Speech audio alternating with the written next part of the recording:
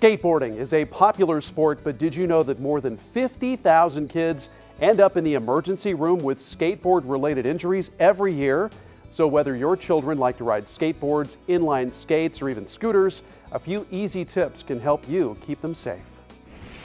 My older son and his friends love to ride their skateboards and scooters, and as his mom, I want to make sure that I'm giving him the knowledge and the tools so they can practice their sport safely. It's really important, Marnie, for our kids to be safe when they're skateboarding and scootering and using rollerblades. Right. We want to make sure that they use all the proper gear, the elbow pads and knee pads, and a helmet as well. And that when they're skateboarding, when they're rollerblading and things in the neighborhood, we make sure that it's not too wet out, that the pavement that they're operating on is not too uneven or there are potholes. Okay. And it really just takes a few simple steps to make sure that they have a good time and they do it safely. I worry about how Zane might hurt himself out there. Am I being overprotective? Not at all, Marnie. Serious injuries can occur when you're using skateboards and scooters and rollerblades. Yeah. Broken bones, head and face injuries, Yep, these dislocations, brain injuries, which of course we absolutely don't want to see that happen. Yeah. So make sure they're using elbow pads, knee pads, helmets, and that they're not operating on unsafe surfaces, in unsafe conditions. Wet areas, slippery, especially slippery areas, potholes, things like that. So what about after dusk? Is it okay to let him play at nighttime? After dark, it's dangerous to be outside. It's best just to put the skateboard and scooters away and come in. It's really hard to see slippery spots, it's hard to be seen, and it's easy to run into a pothole or an uneven surface or even a curb. And that could be really dangerous and you could really injure yourself.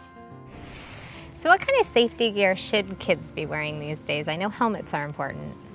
Proper safety gear is very essential. Helmets are important, and children should use the helmet for the activity that they're participating in. Okay. So if they're rollerblading or inline skating or using a scooter, they should use a helmet that's certified by the CPSC, Consumer Product Safety Commission.